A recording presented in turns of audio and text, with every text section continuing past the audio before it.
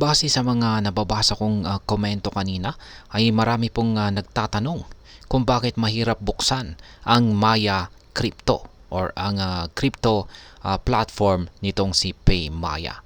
Kaya ayan po ang siyang ating pag-uusapan sa video na ito.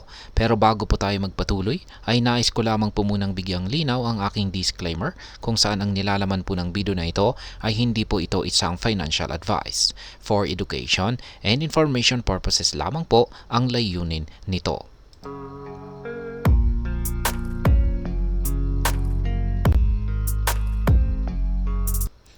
At ayan, ang PayMaya Crypto or Maya Crypto ay isa po itong sikat na platform dito sa Pilipinas kung saan ay nagbibigay ng daan para sa mga users na makapag-trade ng iba't ibang cryptocurrencies. Nitong mga nakaraan at hanggang ngayon ay marami pong mga users ang nagre-reklamo na mahirap po talagang buksan o gamitin ang crypto platform nitong si Maya. Kaya ayan, para sa aking sariling opinyon ay marami pong mga rason kung bakit ganito ang nararanasan ng Maya. Yan ang Maya Crypto. At yan po yung aking ipapaliwanag sa video na ito. At yan, unang-una ay posibleng ang dahilan ay isa po itong technical issue.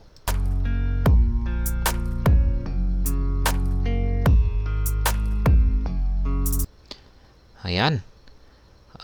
Maaari pong ang kanilang platform ay nakakaranas ng technical issues sapagkat ayon po sa isang balita na aking nabasa ay ang problema po ay mukhang sanhi or dulot ng isang vendor system.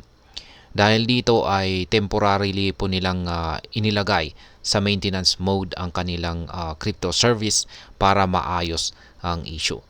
Kaya posibleng hanggang ngayon ay baka nakakaranas pa rin sila ng issue nito.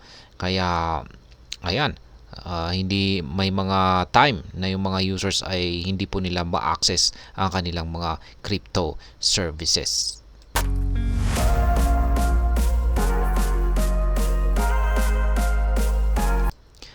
At pangalawa naman ay maaring ang Maya ay nag-i-implement po sila ng mga security measures nila para maprotektahan ang kanilang mga users. Ang mga crypto platforms ay madalas po na tinatarget po kasi ng mga cyber attacks.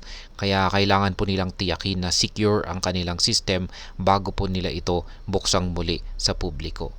Kaya yung mga ganitong sitwasyon ay madalas po na nauuwi sa pagka-delay sa pag-a-access ng platform.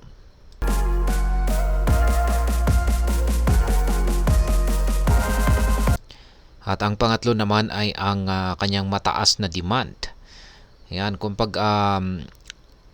meron itong mataas na demand yan sa crypto trading ay maaari pong magdulot ito ng server overload.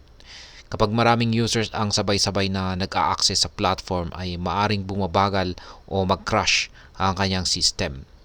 Kaya napakakaraniwan po na issue ito sa maraming mga crypto platforms, lalo na kapag may biglaang pagtaas ng interest sa trading.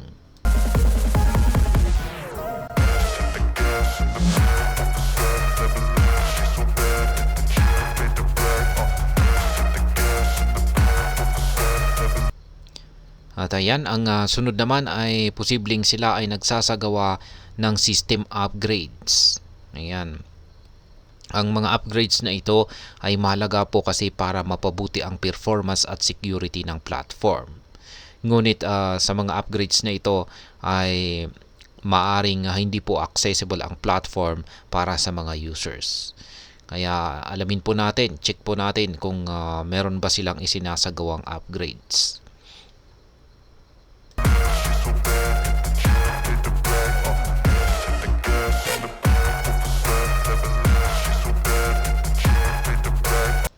At ayan, ang panghuli ay maaring may kakulangan po sa user education.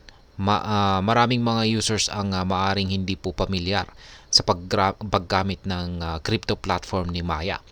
Kaya nagkakaroon sila ng difficulties sa pag-access at paggamit nito. Kaya ang platform ay kailangan po nilang mag-provide ng mga educational resources para matulungan yung kanilang mga users na mag-navigate sa kanilang mga serbisyo. Kaya ayan po yung panghuling dahilan, pero mukhang hindi naman po yata ito yung issue nito. Kaya yung base lamang sa aking yung aking opinion dito ay mukhang isa po itong technical issue. Ayan, technical issue at mukhang may kaugnayan po ito sa nakalipas na technical issue nito na yung may kaugnayan sa vendors system. Kaya ngayon ay sa kabuuan ay ang masasabi ko po rito ay ang mga dahilan kung bakit mahirap buksan ang platform ni Maya ay maaring dahil po ulit sa technical issues, security measures, high demand, system upgrades at posibleng kakulangan sa user education. Ang mga ito ay normal po na mga challenges na kinakaharap ng maraming crypto platform. Kaya yan, ang Maya naman po ay ginagawa po naman po nila ayon sa kanila ang lahat ng kanilang makakaya para ma-resolve ang issue na ito at makapagbigay ng magandang experience para po sa kanilang mga users. At ayan. At hanggang dito na lamang po tayo sa video na ito mga ka-crypto. Sana po ay inyong nagustuhan ang aking paliwanag dito. Kung inyo po itong nagustuhan ay pakiclick lamang po ang like button nito.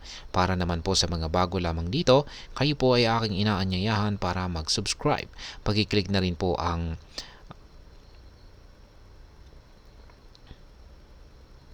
At ayan, marami pong salamat sa panonood. Ingat po tayo lagi at God bless po sa ating lahat.